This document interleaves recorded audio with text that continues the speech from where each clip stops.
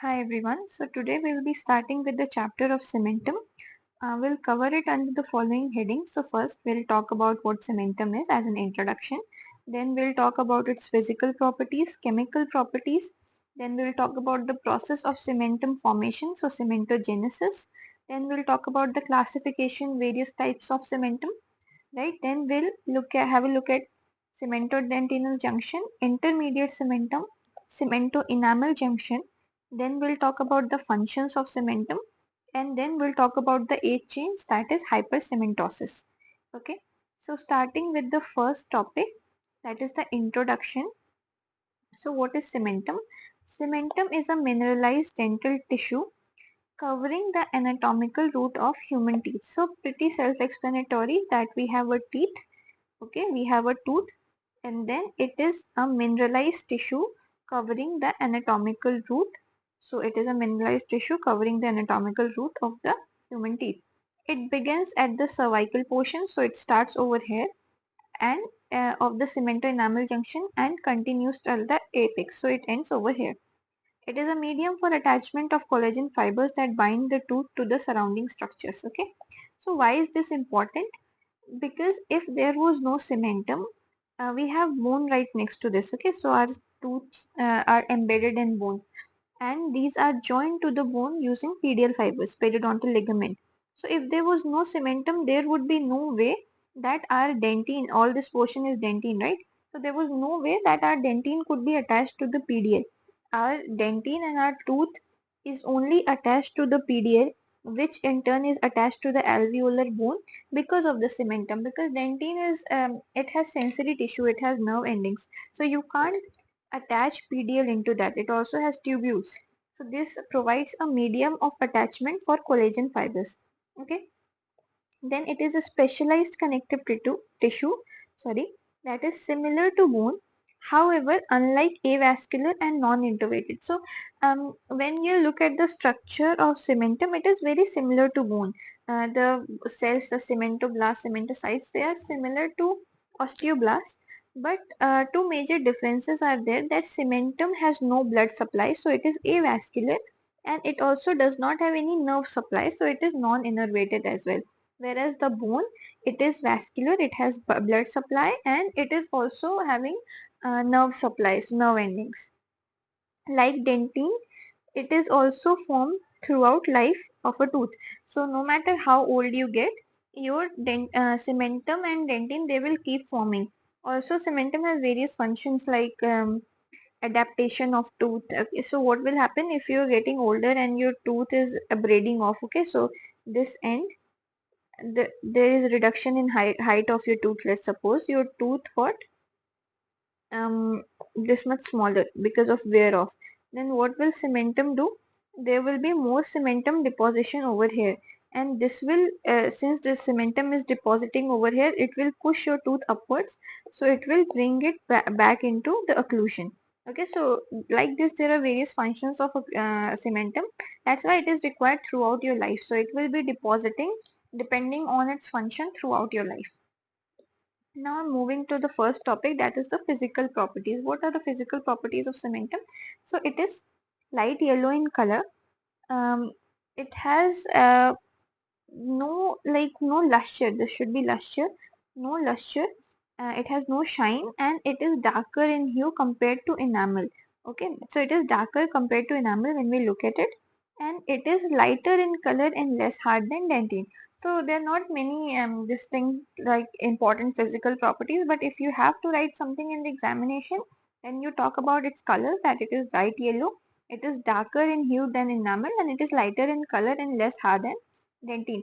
The sequence of hardness goes like so enamel is the hardest, then we have dentine, then we have cementum, and then we have bone. Okay, so enamel is the hardest substance we have. Now moving on to the chemical properties. So around 50% of cementum is organic content and 50% is inorganic. So it goes 50-50. Okay. So organic content, it has mainly collagen and mainly type 1 collagen. Right. There are other types of collagen as well. So it has type 3, 5, 6 and 12 type collagen. No. So other than the collagen type 1 and all these collagens, we have non-collagenous proteins. Okay, so they play an important role in the matrix deposition, initiation, and control of mineralization and matrix remodeling. What this means is that, so we have collagen fibers.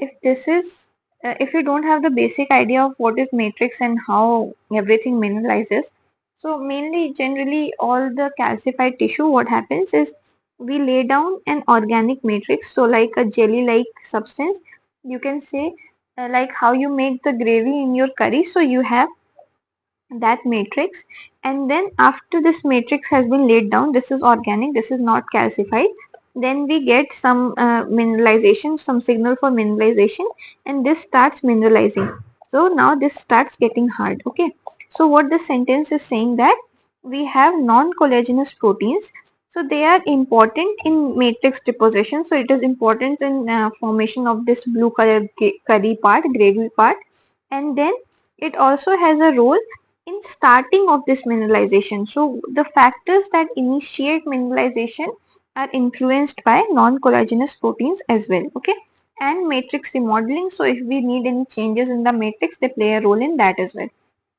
Now coming to the inorganic substances we have. So we have calcium and phosphate in the form of hydroxyapatite. Okay, so that is the inorganic content. This was the organic content we have. Now we have in the form of inorganic substance, we have hydroxyapatite crystals. Okay, and so there's nothing new. We have studied that in enamel and dentine as well. They are just smaller in size compared to enamel and dentine. These hydroxyapatite crystals, they have the highest fluoride content out of all the mineralized tissue. So out of enamel, dentine, cementum, bone, everything, cementum will have the highest fluoride content. Okay. Now moving on to the next topic, that is cementogenesis. How is cementum formed? Okay, so it can be a bit difficult to study it from the book Organs. It has a lot of extra details. It is slightly complicated in that. So I'll try to simplify it. I hope you understand this in a better way. So what happens? Imagine this: we have our dental follicle. You have gone through all the stages. So when we have our tooth in the advanced spell stage, this is the dental lamina, and you have this follicle over here, right? And there's a tooth growing, right? So this is your follicle and this is your tooth over here. Now this is a drawing of that stage. Okay, so you have your crown in here, and then you have this outer enamel epithelium. This is your inner enamel epithelium. Okay, all this going on, the crown has been developed. Now this cervical portion, it will extend, right? It will bend 90 degrees, the cervical loop, and it will extend downwards like this for root formation. I hope you remember this from development of tooth. So root formation will take place by the vertical extension of the cervical loop. This is called the HERS, Hertwig's epithelial root sheath, and this forms the root. Okay, so this is happening over here. This HERS is formed downwards. Now when this HERS comes into the contact with the dental papilla, so if I have to give you a review, you would know that this is the enamel organ. We have dental papilla and outside we have dental sac. So the odontoblast, the dentine forming cells, they are formed from the dental papilla. What happens is when the HERS elongates over here, it signals the dental papilla to form odontoblast. Okay. So here the HERS induces odontoblast differentiation in the dental papilla. It will signal this dental papilla that start making odontoblast. Now we need dentine. Okay, now here odontoblasts have been differentiated and a layer of dentine has been laid down. When a layer of dentine has been laid down, what can happen? There are three fates of the HERS. Now what can happen to this HERS? Now first, it can differentiate into cementoblast. Okay, so the HERS will undergo epithelial mesenchymal transformation and these cells will change into cementoblast. Okay, that is the first change that can occur. Then the second change that could happen, second possibility, is the HERS will degenerate, so it will just disappear from here. Okay, and the third possibility that could happen is that it will remain there in like a small chunk, So if I go back, I drew it over here. Okay, so it will remain there like a small chunk and it will become a remnant. Okay, and they form something else. So we'll talk about all the three possibilities. The first possibility, where the HERS got converted into cementoblast, what will happen? They will be fusiforms type. Okay, so the cementoblasts that are differentiated from the HERS, they will be fusiform type and they will form cellular intrinsic fiber cementum. We will talk about this cementum later on, but it will form cellular intrinsic type of cementum. Second possibility, when the HER is degenerated, it disappeared. What will happen? This dentine, I'll just draw it over here, I'll zoom in over here. So over here the HERS has degenerated. Okay. Now what happened, that this dentine, it came into the contact with dental sac. So all of this tissue outside, let me make it in red. So all of this tissue outside, it is dental sac. The dentine came into contact with the dental sac and it signaled, um, it initiated cementoblast differentiation. What this means is that this dentine, it signaled the dental sac to start differentiating cementoblasts. And what are cementoblasts? They are cells that will lay down dentine. So after the cementoblast got differentiated over here, they will deposit a layer of cementum over here. Okay, so that is the second possibility. In the first possibility, the cementoblast directly got formed from the HERS. In the second possibility, the HERS degenerated and the cementoblast were formed from dental sac. Okay. Now in the third possibility, the HERS remained over there. Okay. So they remain, and what would they do? They will migrate over here. Okay. They will migrate away from the dental sac and they will become cell rests of Malices. Okay. So the remnants of HERS are called cell rests of Malices. They will migrate. So if I have to summarize all of this down in a smaller way, okay, so I'll just re-explain it so you get it. What happened is that we had this enamel organ over here. This is my dental lamina and my tooth is growing in this organ. So first of all, I have this tooth. This is not a very nice diagram. Okay, so I have this tooth growing. I have this cervical loop. Now this loop will extend. Sorry, this loop. First of all, I should go back and re-clarify what all I have. So I have enamel organ. I have this middle portion is dental lamina and the outside portion is dental sac. Okay.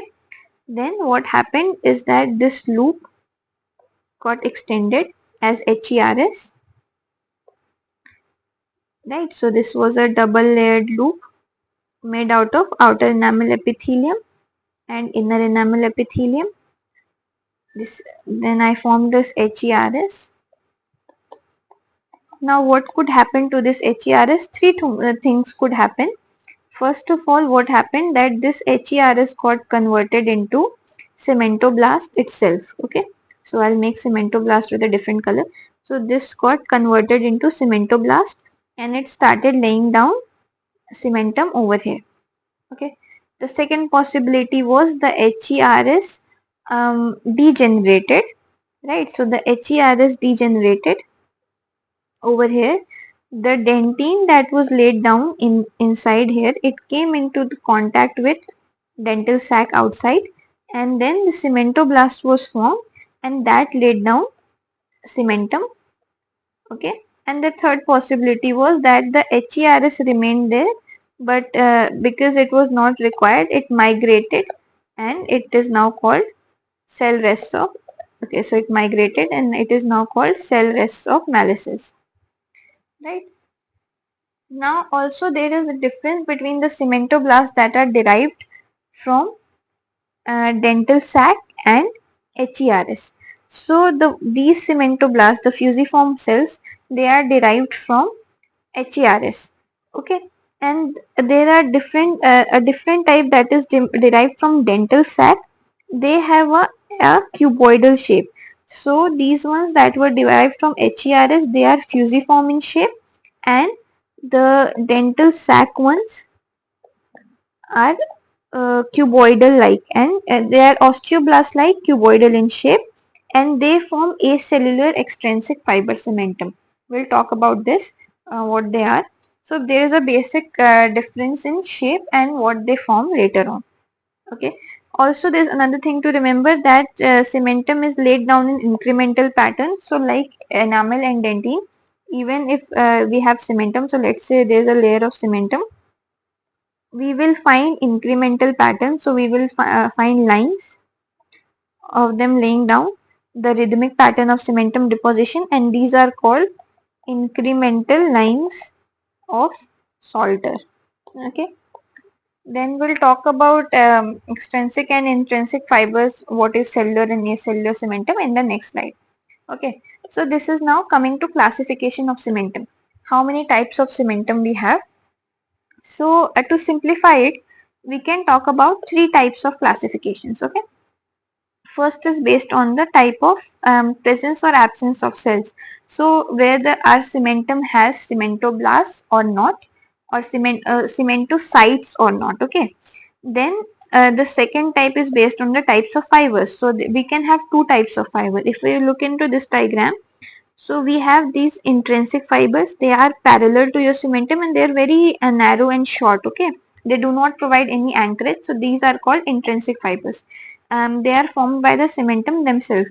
And then the extrinsic fibers, they are extension or insertion of your PDL into your cementum. So when they enter the cementum, they are called Sharpie's fibers. Okay, so if your cementum has this type of fibers, it is called extrinsic fiber cementum, and if it has this type of fiber, then it is called intrinsic fiber cementum. Okay. So there are other types as well. So if it has both, it is called mixed fiber cementum, and if it has none, it is called afibrillar. And then we use this classification, mainly Schroeder's classification. It has acellular extrinsic fiber, cellular intrinsic fiber, cellular mixed stratified, acellular afibrillar, and intermediate. We'll talk all about this. Okay. So the first type is acellular versus cellular cementum. What is this? Right. So here we have two types of cementum, you can see. This is a single rooted tooth. This is a multi-rooted tooth. Okay. These green cells, you can see the neon green ones. These are cementoblasts. Okay. Cementoblasts.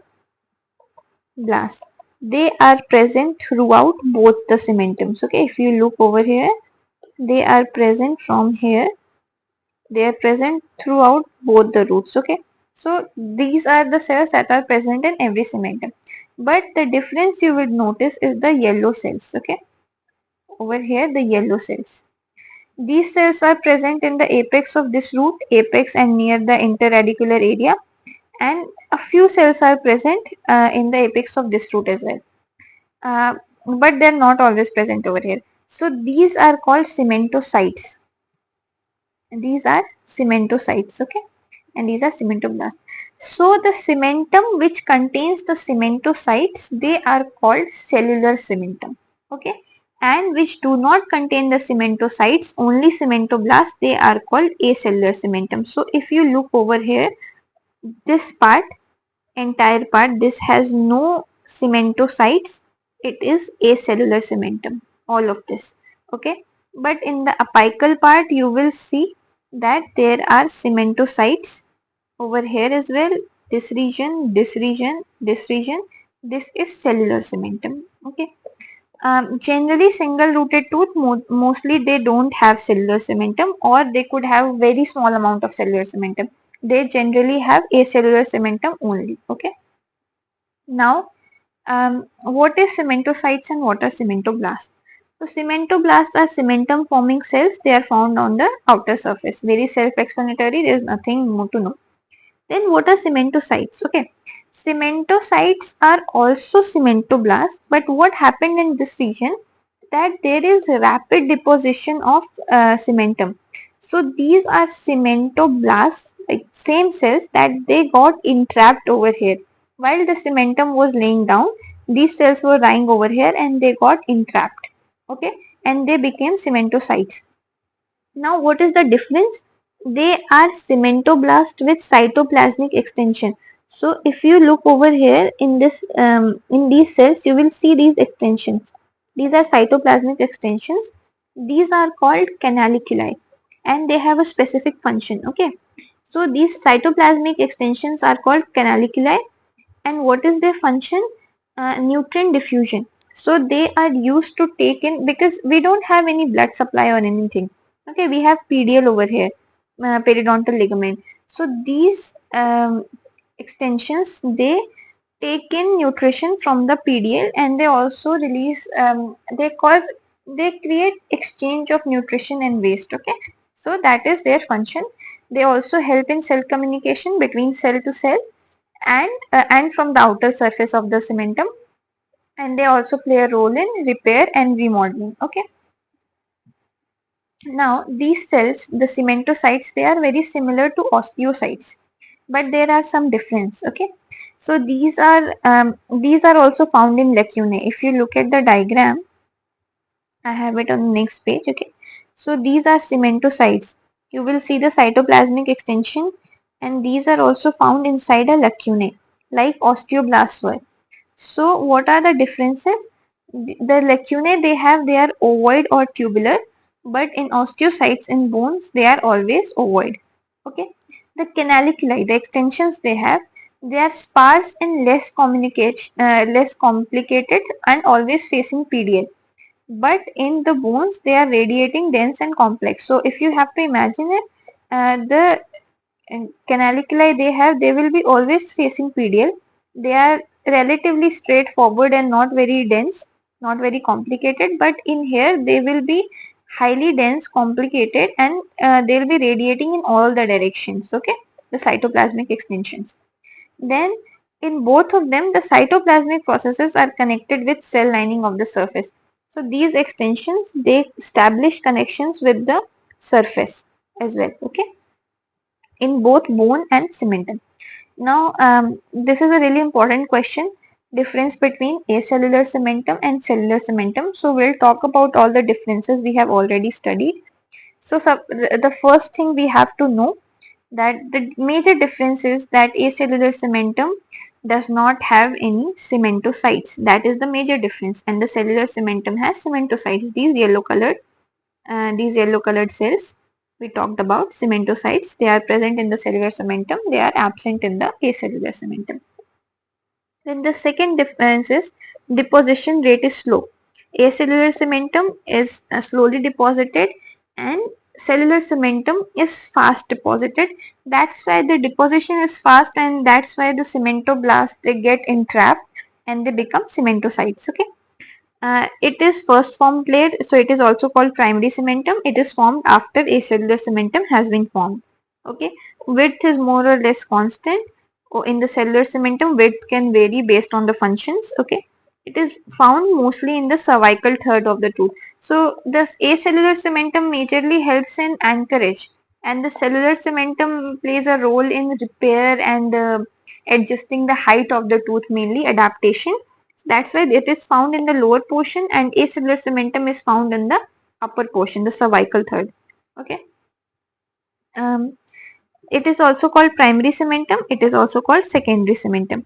The Sharpie's fibers are well mineralized.